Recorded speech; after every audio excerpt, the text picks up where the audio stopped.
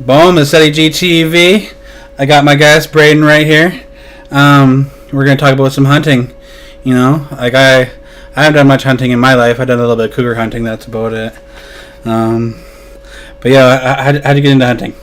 So I started off when I was about 18 years old. My father, kind of got me into deer hunting to start it off. Okay. Wasn't too bad. Shot my first deer at 18. Shot 3 deer that year in a party hunt. And then after that, it just kind of escalated, and then I started getting into looking at different animals, looking at regulations, and traveling, all that kind of stuff. So that first deer actually stemmed my hunting career. Okay. So, what is something like you do, like? What is your prep? Because I know you gotta find your right spot in your right stand or whatever like that. Yep. You gotta make sure you control your smell. Like, how do you do? Do you control your scent? Yeah. Yeah. So you can buy this stuff. They do it. It's called Gold Bond Scent Away. You can use that kind of stuff. I go through a prep for it. So I'll wash my washing machine with a hose, clean all that out, make sure the scent's out of it. Give my camo a wash with the scent-free soap. Okay. Put it in the dryer. Use the scent-free dryer sheets. I do that 2 or 3 times. Right after that, I'll put them in a garbage bag. Yeah. Seal the garbage bag, put it in a tote, and then seal the tote. How do you do it for yourself? Do you that day, just when you shower, just not use a shampoo? You can buy the scent away shampoos too. Scent away shampoos and soaps and stuff like that. Deodorants, everything. Deodorants. I was wondering about the deodorant because I was like, without the deodorant, if you're out there sweating, yep, they're gonna smell that. Exactly. And so, okay, I was wondering about the deodorant. I wasn't sure how that works. So if you gotta take a piss, you gotta take a piss. If you're in a tree stand or a box blind kind of something like that, you usually just piss in a bottle. Depends on really what you're going for. If you're going for turkeys, they don't really care. You can take a piss right out of the tree; it won't affect them any. Okay. Deer are a little different. With moose, you're mostly doing a spot and stock, so you're kind of glassing for fields and acreage. So you can piss wherever you want because you might see it 600 yards away. Well, they don't care about 600 yards away. Okay. So it depends on the animal and stuff like that. Because when I was looking up myths on it, and the guy said it was a big thing. He said it really doesn't matter for a lot of things, but yeah. But for some animals, yeah, like you said, the deer. Yeah. Specifically. Do you eat do you use trophy stuff, or do you eat everything? I'll eat pretty much everything except for coyote. Okay. And the only reason I shoot coyote is because they're considered apex predators within southern Ontario. So nothing hunts them. Their populations will continue to grow without anything actually taking their populations down to where it's a controllable level. Okay. Coyotes will take out foxes, turkeys, baby deers like fawns, and they'll kill all that kind of stuff. So they have to have a maintainable population. So I see in some restaurants they go overboard with some crazy stuff, they put the bull balls and stuff like that. Do you eat everything? I personally have never eaten bull nuts or deer nuts or anything like that. I know guys that will. But when you get these, do you give that away? I usually just throw the nuts out. You usually throw the nuts out? Yeah. Because people eat that, eh? That's the thing. People eat that. Filipino guys go nuts for that stuff. Yeah. And that wasn't a pun. They enjoy the nuts. A lot of guys will deep fry them or fry them in butter, and they reference them as High Plains oysters. Okay. Me, I'll stay away from that. It's not my thing. What is your favorite meat to eat out of all the different ones? My favorite wild game to eat would probably be a toss up between elk and moose. Okay, I've had moose before. I haven't had elk. Moose was really good. Yeah. I had moose steak that was bigger than the plate. Yep. It was amazing. Look at an animal that weighs in excess of 1,400 pounds. Oh yeah, for sure. They've got a lot of good meat coming off that. Definitely. You had bear? Yep. So I heard bear is kind of greasy, or it can be. A lot of guys, what they'll do is they'll just fry it in something, and the grease sits in it. Or if you put it on a high temperature frying pan, it all pours out. So what I do, I usually broil mine. So I'll put it on a tray, and that way the grease drips out of it. Okay, okay. Yeah, or barbecue. Kind of like the George Foreman thing. Where it just Yeah, kinda exactly. comes out, right? All the grease gets out in that way. You know, it's fantastic, healthy meat. Right, right. Is there a certain like age of the animal like you want like a certain animals to be like a deer, for instance? Like, do you want it to be like kind of an older deer, or do you want to be like mid range, or? It's all personal preference. Me, I don't have a huge tendency to go after those big bucks or the guys that want like the huge racks on their wall. Yeah. I'd rather shoot a doe. Personally, I think they taste better. Okay. And the doe is the younger ones, right? The doe are the females. Oh, the females. Okay. Yeah, the fawns are the babies. Okay. Okay. So yeah, the female is that usually a thing in like other animals too, or just deers? It depends. If you're going for like a trophy, you want more of the older animals. Yeah. You want the ones that are well developed, the ones that have the scars on them, that kind of stuff. Right. Right. Me, I am a trophy hunter to a degree, but if I see something like my first bear I ever shot, it wasn't a huge bear, but it had a nice white chevron through its chest, like a color patch, Yeah. and it was just unique. Right. You don't get a lot of those in southern Ontario. Right. Right. Yeah, I remember we were up in North Bay, and we had to walk to the store to. It was like one of those stores that like had like the booze and everything all in one, right? And we ran out, so we were walking to the store, and then my old roommate, it was his parents' cottage, and he's just like, "Yo, let's start walking a little faster." He's like, "Don't look back." I'm like, I guess there's a bear back there, and I was like, we didn't have any hunting equipment or nothing like that. It was like, Yep. I think both of us together we could have gave it a good fight. Yep. But like I wasn't gonna try it without without a gun. Yeah. You know. No, it's true. Most black bears are afraid of people. Like, they won't mess with you too much. Yeah. When you get into the brown bears, like going into the coastal BCs. Well, I guess when they come in, like when they come into town, that's when they're really dangerous, right? Like Yeah. if you see them out in the wild, they might not want to mess with you as much, right? Yeah. But when they're coming to town, they're hungry or something like that. When I was in Alberta last year, in Banff, I was there over the summertime for a week just to hang out with some buddies. And black bears came into like the tourist area. Yeah. And they had to shoot it because when bears get to that friendly point, that's when they become dangerous. Oh yeah, for sure. So what do you prefer? Using a gun or using a bow? I would prefer to use a gun. Okay. Just because there is no doubt about it that once you hit that animal, unless you take like a really bad shot and you shoot it in the ass, it's going to die.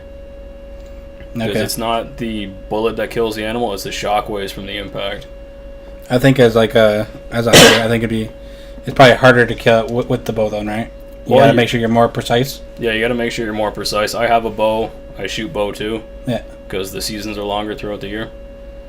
But you're dead on the money. You have to be way more accurate. You have to be precise, and your kill zone distance is significantly shorter than a rifle. Right. Like, you don't want to, even professionals, they won't take a 60 to 70 yard shot with a bow. But you can see guys that will take a 600 yard shot with a rifle. Yeah. Is that what you're using? Like, what kind of guns?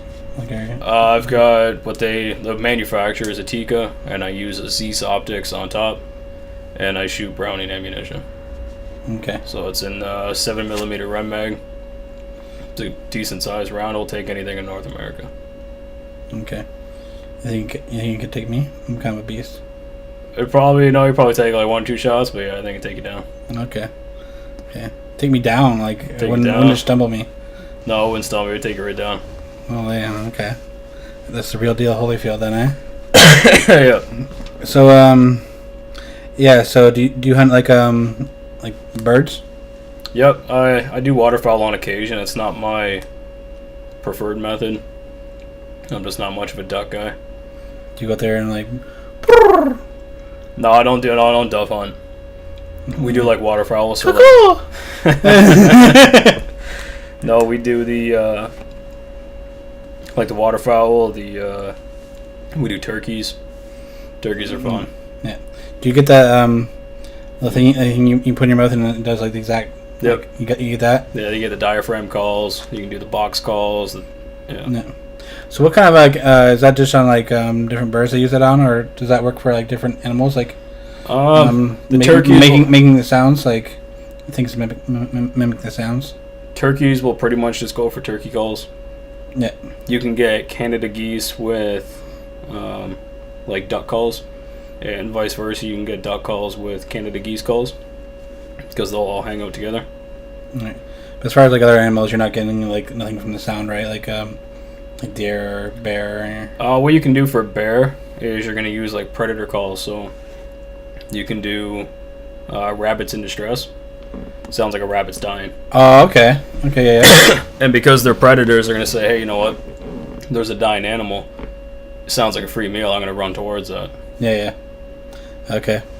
Rabbit. Rabbit, you're pretty much only, unless you have a dog, you're just walking through the bush, and if you see it, you're going to shoot it. Yeah. There's not really a tactic to it. Right. Okay. So, yeah. So your standing location, like, do you look like, when you go, like, what's some key things to find, like, a good standing location? Like what you look for? Yeah. So you're going to look for, like, open areas where there's a lot of grass, where there's a lot of, like, plants and stuff like that. When you're doing a tree stand or a box blind, you want to be, 5-6 yards in the bush, but you don't want to be seen. So you want these animals to come out in the open, and that's where you use, like, your bait stands. Yeah. You put down, like, cow feed. You can put down just corn seed. Pretty much anything that a herbivore will eat. Right. You can get raccoons there, deer, everything. Now for, do you need, like, tags? Like, how does that work for, like, the tags you need for So in hunting? Ontario, you go through and you get your hunting license. It's a weekend course. Yeah.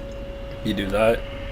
And then every year, if you want to use a shotgun or a rifle, you put in for your controlled hunt for a specific area. So they call them wildlife management units. You find a spot that you get permission to hunt on, you find out what wildlife management unit that is, and then you can put in for a tag for that area. Right. Because I was watching the Joe Rogan one. You need tags for, like, different, if you travel with them. Yep. Because he goes out of California to do them, so you need a tag for each Exactly. thing, yeah. So I've got hunting licenses in 7 states and 5 provinces. So I put in every year for different tags, so that way if I get the opportunity and I draw one for it, then I can go out to that area and shoot whatever I want. Okay. Yeah, I didn't know you were into hunting, and then, like, when people said you had the big truck, and I was like, oh, it's just compensating, Yeah. But it makes sense that you're into hunting and you have a big truck, so I was like, okay. Yep. I thought you were just compensating for something, like. Yeah. So, what would you say to, like, amateur hunters? What are some good little tips for starting off? Do people start off a lot with deer? Yeah, most people start off with deer because it's more like a family thing to bring you into. Yeah. So father, son, grandfather, uncle, that kind of thing. There's no real danger to deer hunting, so that's a good thing too. Okay. Like this past spring, I went bear hunting for a week by myself, just up north of Temagami. Rain sucked, wind sucked, the entire trip sucked. So the last day, I'm like, screw it, I'm going to try to, take a shot in the dark, and I used a predator call to try to call in a black bear. Yeah. And I called in a pack of wild dogs by accident. Oh, what's that? So the dogs didn't see that I was there, because I was up in a tree stand. Yeah. But if I was on the ground and I was in a box blind, that could have turned nasty. Right. Yeah. Right. Yeah. I know a girl. She just wanders off in the woods sometimes, and, like, she's really into the animal stuff. And I'm, like, looking at some of the IG stuff, and I'm like, she might die out there. Like, yeah. It's you gotta watch your safety out there for definitely, like, these animals. You're trying to kill them, but yeah, especially certain areas too. Like you can get grizzly bears in BC, mountain lions. There was actually a guy, I want to say it was Colorado, like a month ago. He was trail hiking by himself with his ski poles and just doing his own thing. Yeah. He got attacked by a cougar. What was that? And not even like the good cougar, like the mountain. I've been attacked by cougars before. Right? Have you? I can see that. Yeah. But yeah, like it straight attacked him, and he ended up like getting his face all scarred up. But he ended up hitting it with a rock, and then he choked it to death. Yeah. So So this guy straight up choked That's, a mountain lion to death. That's a G. Yeah, that's a badass motherfucker. That's what that is. What do you think about Did you look up that one guy that I showed you, that Colin Bailey, I think it was? What do you think of that? That guy's crazy, eh? Oh, he's nuts. Man, like the whole, I was watching the Joe Rogan thing, and the whole like story of him like hiking across Antarctica. Like, I'm like, man, like, you're out there and it's just like freezing cold, mad crazy winds. You can't see nothing. There's no living life for time, and then you're sleeping in this little tiny tent, and then when you set up the tent, if it flies away, you're done. Yep. Yeah, like that guy's crazy. Well, you get up there, you got wolves up there, you got polar bears. Well, like he said, at a certain point there was no living. Oh, okay. There was no living life forms, like nothing in sight, just snow. Yep. Like the only thing he had was his compass, like in his GPS thing, but he couldn't use his GPS thing all the time because the battery. Yep. So he had to just mostly use his compass, and I was like, that's brutal. Yeah. So yeah, I forgot what I was gonna say there. I'm a great interviewer. Eh? I was watching this documentary on the weekend from National Geographic, and it's called Free Solo. And it's a guy who's in California, and he was climbing these mountains freehand, almost 3,000 feet up in the air. And I'm all for danger and adrenaline sports and stuff like that, but nothing but his shoes and his hands and a bag of chalk. And he free climbed 3,000 feet up in the air. What do you think about these people that like climb up these crazy things just to take like selfies? Like, people have died like trying to take selfies. I was like, oh yeah, there's a lot of people that die from doing stupid shit, especially like the selfies. Yeah. So do you do fishing? Yep. Yeah, I fish every year. I started off fishing when I was about 5 years old. Right. And didn't really do any hunting until I became, later teenager. I remember this one story. We were the codge I was talking about earlier. Yep. We were up there in this little paddle boat, and we were fishing, and then the one fish got my lure. Yep. And then we're like, fuck, I'm gonna set up the next thing, and then I see the lure coming up. Yeah. Like in the water, and I'm like, yo, like, move the boat. Like, I see it. The fish jumped out of the water. I literally, like, maybe it was like maybe from like here to the camera away. Yeah. Like, of like grabbing that fish like when it jumped out of the water, and I was like, that would have been the most epic thing ever. That'd be pretty cool, catching a fish midair. Yeah, and it was the fish. It would have been the fish that had my lure. Yeah. So the fish that got away, that didn't get away. That would have been epic. But yeah. So are you like right into fishing? Like, no, a whole bunch. Yeah, of I'll do it. I haven't been deep sea. Sorry, I haven't been deep sea fishing, but I always want to do like a charter to floater or something like that. Okay. I think catching a shark would be pretty awesome. I know a lot of people are against shark hunting, but yeah, ideally I'd catch it, take a picture with it, and let it go on its way. Yeah. That'd be pretty intense. No. But I don't mind fishing. I think it's all right, especially if like you gotta. For me, I gotta have a case of beer right in the boat. Yep. My uncle's like that too, because I got family out in Newfoundland. Yeah. Every time we go fishing, case of beer in the middle. Yeah. Every time we go hunting, case of beer in the middle. Do everything, case of beer in the middle. Right. And we're like, it'd be like, do we want to eat or do we want to drink? It's like, we'll get the drinks. Yeah, it's not bad. For sure. So, are you really good at like cooking the fish? Like, what's some of your favorite fish? Or do you like that? I'm gonna go for either perch or I'm gonna go for salmon or lake trout. Okay. They're my three go-tos. Any spots around here specifically you like fishing? For perch, I was going on Lake Ontario or Lake Simcoe. Same with lake trout. Okay. It's not bad. It's like a 2.5 hour drive. Be able to get to a public boat launch and take your boat out. Okay. But it's nice. You get lake trout. I went out last September, and I caught a 23-pound lake trout. And that was decent. I cut the head off and then cut the tail off and then slice it down the spine. You get 3 good fillets. Nice. Best way to do it, you get like a nice flat pan and you olive oil the bottom of it scales on the olive oil, and then you just sear it. And it's nice because then the scales stick to the pan with the olive oil on it. Yeah. And you can just shimmy it right off. No scales, no bones, no nothing. Nice. So, yo, you want to catch a giraffe? Yeah. Yeah, that's why a giraffe? So when you look at going to South Africa and you're looking at going on the dark continent for hunting, yeah, everything has a trophy fee to it, and a lot of them are, around the $600 to $1,000 mark each time. Well, giraffes, because in certain areas they're so overpopulated, a lot of people will take a giraffe for $1,200 to $1,400. But all that meat gets donated to the local communities. So you gotta think a giraffe weighs 1,200 to 1,800 pounds. It's almost $1 a pound. You can give all that meat away. So I think to take a larger animal at a cheaper rate, it helps the communities a lot more. Oh, for sure. Yeah. Would you ever hunt, do people hunt lions? Oh yeah, you can hunt lions in certain provinces and certain countries within South Africa. Okay. I got a guy, my buddy Justin, he's got a book out on trophy hunting and stuff like that. He went in Zambia 2 years ago and took a male lion. It was nice. Nice. I was watching this video a little while ago on YouTube. It was these water buffalo. It was two of them and then like a little baby one. Yep. Pack of lions come running on it, scare the older ones away, and then get the baby, right? Yep. And they're right by the water, and they're going at it, right?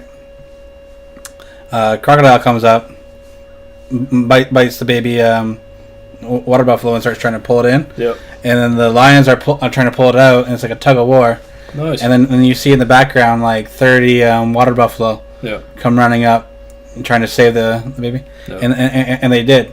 I was like, and then like I was waiting for it, like after like they saved it. I'm like, I seen it there just lying there, and I was like, the thing has to be dead. Yep. Like crocodile and lion's been doing a tug of war at it, like, but it got up and went with the pack, and I was like, that's crazy. Like, for somebody to catch that on video, like that person was probably like 1 in a million. Yeah. Let's think Cape buffalo in South Africa. They're pretty hardy animals. When you're hunting them, a lot of people reference it as the Black Death, and that's because animals and humans alike have that flight or fight instinct. Yeah. Cape buffalo will always go to fight. No, 100% of the time. They never run. They'll look around after they get like shot or hit with an arrow, and if they see you, they'll charge you. Oh, okay. So it's like the one last "I'm gonna kill you before I die" kind of thing. That's a G right there. Yeah. And those things get, 2,000 pounds. Like, they weigh a ton. They got horns that are solid bone that go, 54, 55 inches wide. And they gore you. I hear hippos are very, their percentage of killing humans is more than a lot of. Hippos are nasty. A lot of people think they're, like, super sweet animals because they're herbivores. Yeah. But they don't mess around. They'll, like, tear you in half. Yeah, watch. I got a video on my YouTube, should hippos wear condoms? It's great. Yeah, I've seen it. Yeah, it's great. But yeah, like hippos have a high percentage of killing people over other animals and stuff like that. Yeah. Yeah. Do people really? I guess people hunt everything, right? Like crocodiles. Yep, you can do crocodiles. The preferred method is to find them when they're on the shores. I would say that, like, yeah, how would you get them?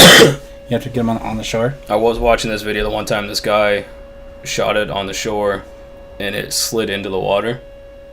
And this guy went in after it. And I was like, man, that's ballsy, because that murky water, you could have like 100 more crocodiles in there. And or it could still be good enough to fight. Yep. When it's got in the water, right? Like, yeah, but this guy went, like, waist deep into this murky water and chased it down. I was like, holy shit. I'm like, I'd get like a fishing hook and, big hook and try to hope for the best. That's insane. I seen a video of a guy, like a crocodile got shot. Yeah. And when it was like a baby, he brought back, like, nursed it to life. And then, like, now, like, he swims with it. Oh, I've seen that before. I think it's in Thailand or something like that. Yeah. And I'm like, that's crazy. And the I think it was National Geographic or one of those things. Yep. The guy actually, like, was brave enough to go in the water with, and like I guess the croc like hissed at him, and one buddy was like, "Yo, that's crazy." Maybe it was telling him like it was gonna attack him. I'm like, no, he's giving him a warning. Like crocodiles like sneak up on people on their prey, right? Like yeah, they're ambush predators. If it hisses at you, like it's just telling you like, hey, get away from me, get out of here, like Yeah. But yeah, so I think this has been a good hunting talk. It has been a good hunt talk. So we're gonna wrap this up. All right. So Eddie G TV, tell the people like if you want where they can get at you for any like hunting stuff, or if you want whatever. Just say whatever you want to say. You can get me on my Instagram or my Facebook. I got a whole bunch of stuff on both. Okay. All right. Done now. Use that one on there. There you go. Little dove call right there.